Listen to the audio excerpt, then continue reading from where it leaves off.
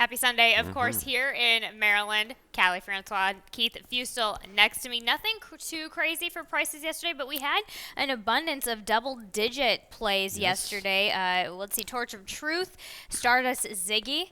We both got excited about that one. $25.60. Imagine a Cure, Late Night Larry. Plenty of stuff going on as far as prices after that bit of a rainy track. We have a bit of a nicer track. As we can see, the track is fast. Still pretty chilly, although not quite as brisk as yesterday. So hopefully the winds are going to die down a little bit for everybody out there. Yeah, you had to be forward again, in range by the quarter pole. Basically every race yesterday. What about Sevier? Sevier? Severe. Okay, Severe. I'll call it. 9 years old, another win. He just knows what to do. It's a game to him. It is a game to him. He's like, yes. okay, I know what my job is. I'm just going to go ahead and win. Let the other guys go out there to the quarter pole. Very patient ride. Shifted out and came on and went away. A buyer of 80. That was cool to see yesterday. You love to see horses just do their job. Horses who love to do their job, and he's 10-year-old. He's 9-year-old. 9-year-old, and just really understanding what the game is. And like you said, it's all a game to him. So let's see what kind of games we can master. All right. Let's hopefully get you a little bit of a structure for today's 8-race card that starts with the early pick 5, of course, at 12%. Industry low at takeout that starts in about 53 minutes. Let's go ahead and take a look at your top selection in this claiming 10,000, which have never won 6 furlongs on the dirt for the 4-year-old girls and up. But you land on Miss Casey for Anthony Ferrier. A bit of a bobble last time out, but has been having a little bit of gate trouble. Yeah, it's a habit, and man, Now it's a habit. yeah, there's about a length or two, almost 3 lengths to the leaders right off the bat. Again, gets towards the outside with the draw, maybe a little later into the gate. We'll see how they line them up. But this horse shows the ability to kind of overcome adversity. She's got a good turn of foot to get up into contention. Did it this time, had to go up wide to go up and challenge, and just battled every step of the way from the quarter pole home. Has done it 2 races in a row, looked like a winner 2 races back on that muddy track. But again, just a little bit better break, Callie, and I think she gets in a position and will be able to separate from this field, say by the quarter pole, with just any bit of a better break, even if she spots them just a length. So we'll see if she can hold form. It's been asking a lot of her to deal with these starts, but love the heart that she's shown in these races. Going out an extra 16th of a mile today, I'm not terribly concerned about that. And I will say, talking about this race card, this is a difficult card for me to get through. Right. It was a difficult card to line. So I think you've got to take some shots here, pick and choose. This will be a shorter price to get your day started, but look for those middle-of-the-road prices maybe to key up in some exactas and tries. I like the 3 a little bit. A barn looking for that win, Kerry Holbein.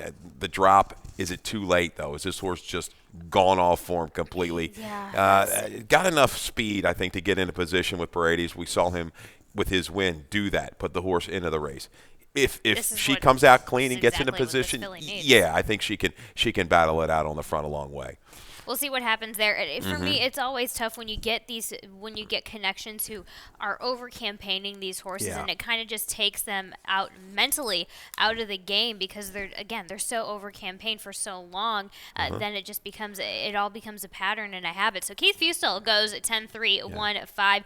In the first, I go 5-10, 1-9, and of course, race number 2 starts the early pick 4. And as per usual, Keith, you had a middle pick 4 yesterday, but today you're back on the train of the early pick 4.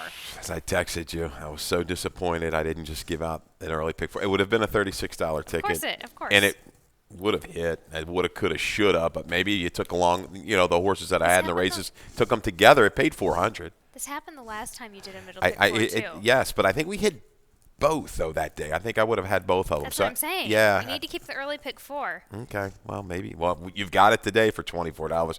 And again, the Haunted Room, Hush 'Em Up, is going to come down here from Woodbine and try to take to the main track today. I think will be the horse to catch in race number 2. Race 3, we go 2 deep with the 2 and the 3.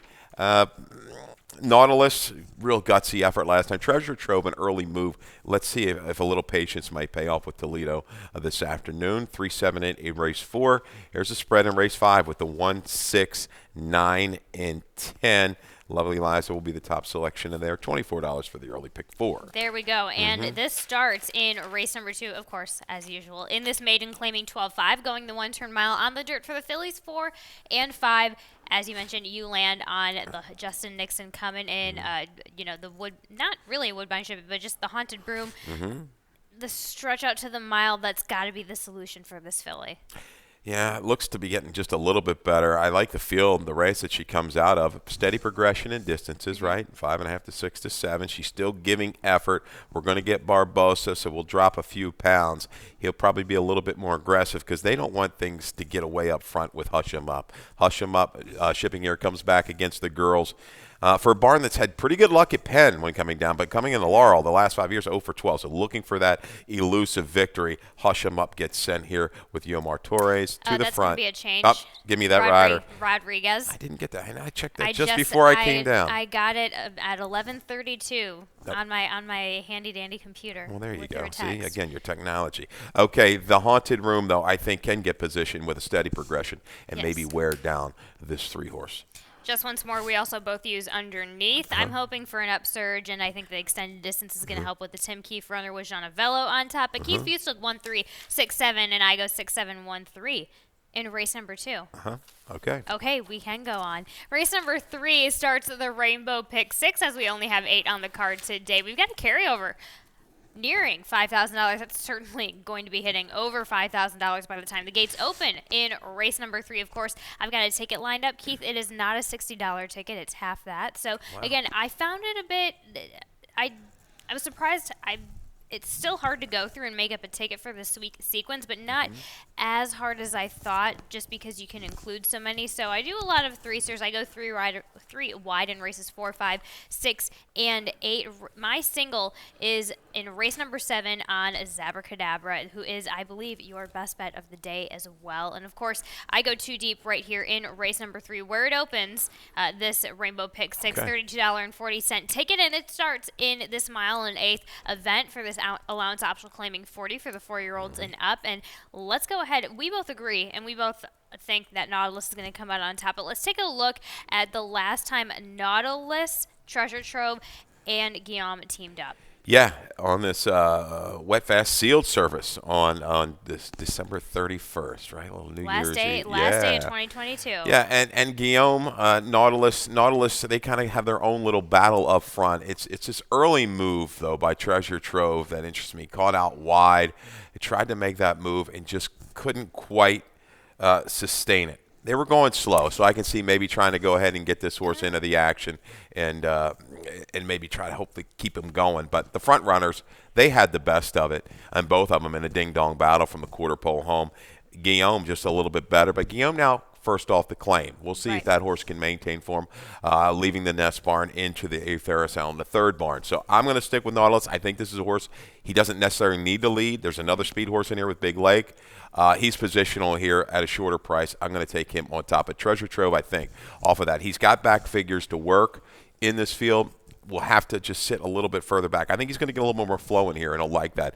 And not too much traffic in this shorter field, group of 6. Keith, I saw something in that replay that you might have not seen about Treasure Trove. He got dragged. That wasn't really an early move. He got dragged. He dragged his rider up there. This horse is a little bit of a rank horse on the backside, so sometimes if the horse isn't entirely covered up or just really yanked from the gate and the get-go, you're going to find a bit of trouble with him and with this rider getting him up there. And I remember when Toledo rode this horse for Farrier and had a bit of a similar incident. So it's going to be interesting to see what happens with that, and let's see. Going the 1.125, let's see if they could possibly get him covered up, or if they're going to go for it. They're going to go for it. But that's what I caught on Treasure Trove. There you go. I learned something every day. Let's go to the 4th. Okay, all right. I'll let you rest with that statement, and we will go to the fourth race, 5.5 on the dirt. Maiden claiming 45.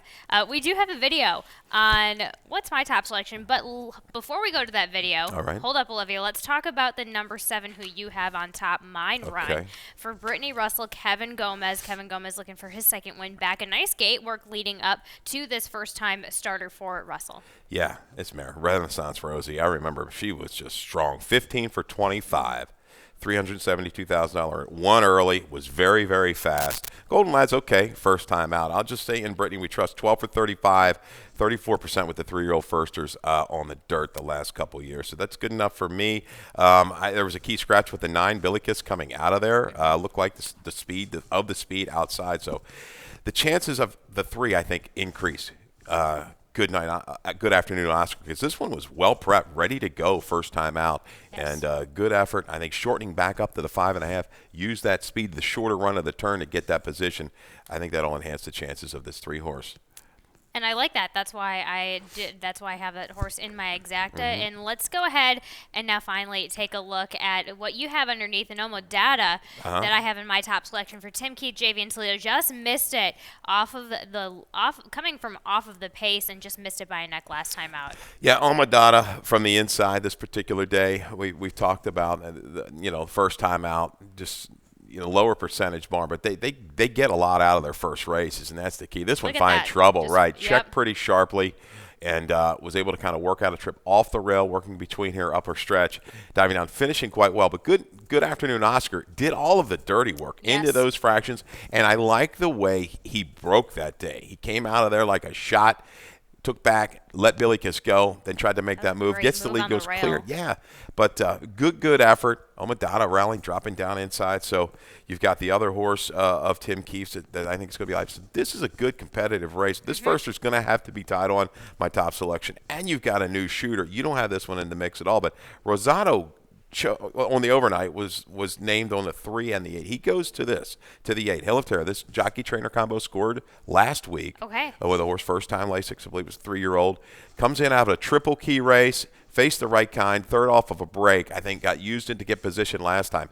I think with Billikis out, this horse will draft into a good stalking spot today and bring a finish at the 5.5. I love it. Okay. I love it. Heath Usel 7.836, and I go 6.379 in that maiden 45, and we'll be right back to talk about the rest of the Sunday's card. We're ready for the start. They're off.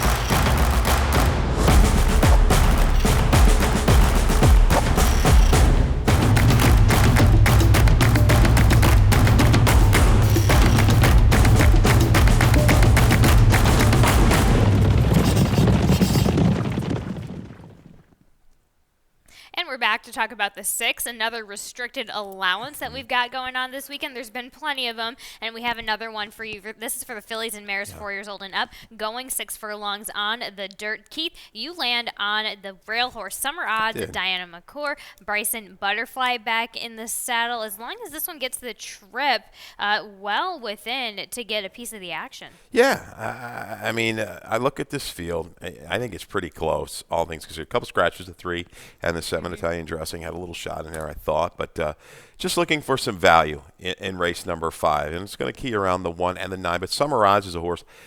She's won the open allowance. She did it at 6 furlongs. She's 3 for 6. 3 for 6 and also 3/3 at this distance. I think freshened up. There are some horses that are going to leave out here with some speed, some serious speed. Because Sparkle Sprinkle, if you let her go, she could be gone. So I think somebody's going to want to go press her. I go back. She keys up against the right kind to me. I think she can draft into position around the turn. I know you got to be close. I need her to be within 2, 2.5, 3 at the quarter pole. No further back, I think, unless there's a real meltdown. But I think she can bring a charge into this and get a piece of it at a price. Maybe not your top selection, but a value user in here. And the same thing goes for I'm Getting There, who ran second, a game second behind Sparkle Sprinkle a couple races back. Wins last time. stretches out a little bit here. This horse is in deadly form sprinting on the dirt. I like the 9-2 to make a run into it. You also like the number 6, St. Eros Girl, who we have a video on. I've fought with this horse on and off my ticket. In fact, I might switch around and put this horse back on. But gets the blinkers on for Tom Morley. We're taking a look at this last effort out at Aqueduct. Yeah, this is interesting. Blinkers on after the win, right? Right. You don't see that a whole lot, but a dogged effort, just determined, did all the chasing, is just going to kind of steadily grind and get up. So I thought. I would put looking at that, I would put the blinkers on him too. Okay. So you look at the field, pretty good. Third place finisher came back to run a 77 in a pretty good state bred allowance race.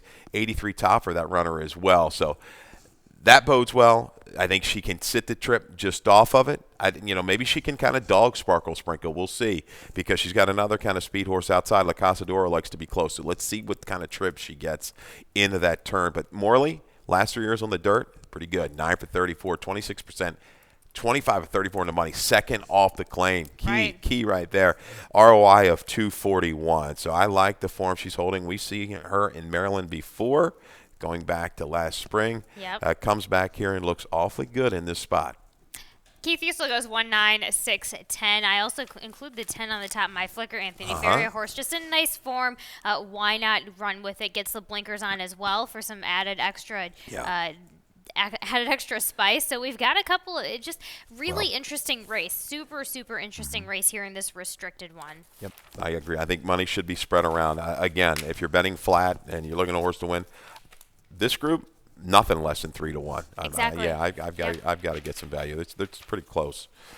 Race number 6 is a maiden 12-5 going 6 furlongs on the dirt for the 3-year-old fillies. Keith, you land on the number 6. Lovely Eliza, who I have underneath for Annette Allard. Carol Cedeno, these teamed up for a nice win on Friday, I believe, with a second-time starter. So what I like is we get a nice gate work coming off the layoff, obviously. So nice gate work leading up to this. Ned Hallard has been kind of gearing it up with his first after the layoff, 18% lately with the second-time starters. Okay, been good.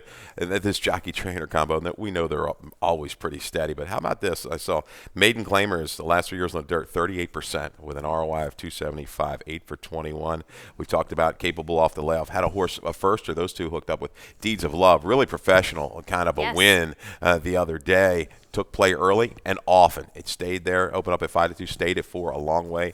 Well prepped, good job, Ned Allard, veteran trainer, really good. So we'll see. This horse ran pretty good in debut. Kind of was against much faster horses, drafted back off the pace and just found too much to do. Like the way this horse finished up, though, the last 3/16 of a mile against a key horse. Absolutely. You also go with the number 5 underneath, Camille Rochelle, John Salzman Jr., Jaime Rodriguez gets the call on this one. This will be your projected pace of the race, but how do you think we get a cut back in distance from the 7 to the 6? Is that really the biggest? To me, that's the biggest sell point on this filly. This and Lasix on, she ran really big 2 races back with a lot of trouble. I think she doesn't necessarily need to lead. I think last time she rode against a little bit of the grain of the racetrack. She's forward. I think she can get position without having to be used too much. Bigger field, that's going to help her chances here to stay on for the trip. The 8, a pretty good move last time as well. Just a little bit of a flattening out of that Jackson-Dixie race, that big long shot that won first out. Sure. So a nice big changeup, which is what I'm kind of keying in on. Boca Chica gets the mount for that one. Race number 6, Keith Fusel goes 6-5, 8-1. I go 8-5, 6-1. Race number 7 is a straight allowance for the 4-year-olds and up, going 5.5. We're gonna take a look at, of course, ZABRACADABRA, our shared top selection. Gary Capp, Carlos Lopez, stellar performance last time out. Yeah, race 7, just basically call it a little stake here, right? Yeah. $70,000 pot, gotta love that. And ZABRACADABRA, man, this was an eye opener here. Really good effort at the 1-turn mile. You'll see the short comment. Outside bid, doesn't get asked till the 3/16, so just cruising there into a horse. It's got a little speed. Some horses have come out of here and run big. You see Vance Scholars and Iwan. Vance Scholars a winner yesterday. Who's been, stakes type of horse. So this horse is just feeling really good right now. Responds there, top of the stretch, and they were going okay. Look at the clips. Internals 46-1, 11-3, widening here to the wire. Gary Capp rolling along the last 45 days. He's been strong. I've got a little stat there. There it is, 3 for 7 with an ROI of 434. I think if he breaks, he's going to just sit that prompting trip outside the 1 again and try to go on with it. I think it's his race to lose. Let's just mention some other ones. King of Dreams, Juan Vela. You and I both have underneath. Interesting enough horse. Again, another type who's kind of always knocking at the door, running into some tough enough fields, especially down there at Colonial, of course. But just one that's going to be. Jock, trainer, everybody is shipping in for this one, so gets a little bit of a better go at it. Yeah, definitely. I think we'll be right within the mix, a couple lengths off of it, trying to sustain that run. The 3's good. Had some trouble the last couple times up at Parks, so that's one to look at. Had a 4-way duel in front of it last time out. Keith Usel goes 5-3-4-1. I go 5-4-3-2. Race number 8 is a maiden claiming 12-5. 6 furlongs on the dirt for the 3-year-old fillies. Keith, you and I both land on the number 3-5, Star Friend. Of course, Ned Aller gets the blinkers on. Carol Cedeno, and why not? Couldn't beat the winner last time out, but gets a cut back in distance today. That's going to be the biggest help for this one. Yeah, I think you might still get a little price with the first in here for Brittany Russell. Consultation on the outside, but the 3-5 Star Friend, I think this is what you needed. A little shortening in distance. The blinkers going, and we get a positive with Lasix as well. Good try behind Kemi Rochelle. A couple races back. Again, forward and can stay. She's tried in her races. I think she's got a couple things to help her out and boost her staying power in here. Why not? Absolutely. And, of course, Bally Holly, who was well behaved enough last time out on the 29th of December. I know was a loose horse. The race prior on December 11th in the post parade, which is why that horse is a scratch, but came in pretty even, honorable enough, gets an outside post, might help out a little bit. Yeah, Subtle well advanced to the inside of a foe last time. It shifted out and just kind of churned on, getting better with experience. I think we'll have a little sharper punch here at the 6 as opposed to the 7 where you kind of get that grinding style. And that's a wrap for our chat of Sunday's card. Let's go ahead and talk about what Keith's got for our best bet and value play in the lightning round. Okay. We're going to go right to that? No, we can give the intro, but yeah, go ahead. Dig in with it. Lightning round, best bet. It wasn't, shorter price. I like having something that's a little bit of a longer price, but we'll take ZABRACADABRA, right. Race 7, and there you go, sits the trip, and I think makes it 2 in a row for Gary Capp and company. Value play, Race 5. This is where we stretch. I almost was going to use 2 horses. If you can, Race 5, the 1 Summer Odds, don't leave out the 9. I'm getting there. I'm going to key around those 2 to make a run into this pace, top and bottom with a couple horses. Let's talk about some wins that happened yesterday. Talking about the first with Kevin Gomez winning for Brittany Russell, getting back into winning ways in his off of the layoff. If we could bring up that video and those clips. I broke my collar on October 21st in Spiel. Yep. It was Victor Carrasco and me, and I had to be off for like 2 months and a half. Yeah. I had surgery in it, so now I'm just. Surgery. I did have surgery on my collarbone. I have 7 screws in it. Oh my. Well, I bought an exercise from Victor Carrasco, and so that's what I've been using at home. So while I'm not on horses, I'm on the exerciser at home trying to get back in shape. Well, it feels great, especially for Brittany, Exactly. She's a great trainer here, so it's always good to win for those kind of people. And her and Shell have been helping me a lot, so that means a lot to me. Well, it hasn't bothered me at all. I always like the cold weather than the summertime, so I think this is my kind of weather, actually. And many people says about the collarbone that might bother during the winter, but so far everything great.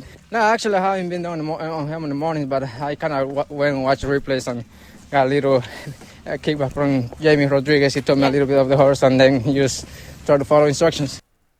And that was Kevin Gomez just talking a little bit about how didn't get on Larry when he won on him yesterday, but just talking about how he's been getting on horses for Brittany, getting some help from Sheldon and Brittany, how he actually loves riding in the cold weather, so he gets this type of weather this is his season. This is the season that Kevin likes to come back to, so luckily he did come to that. And let's go ahead and talk about one trainer who not only won his first race yesterday, 2 days prior, but came back to Maryland to win not only his first race in Maryland, but won 2 races on his first day, winning races in Maryland.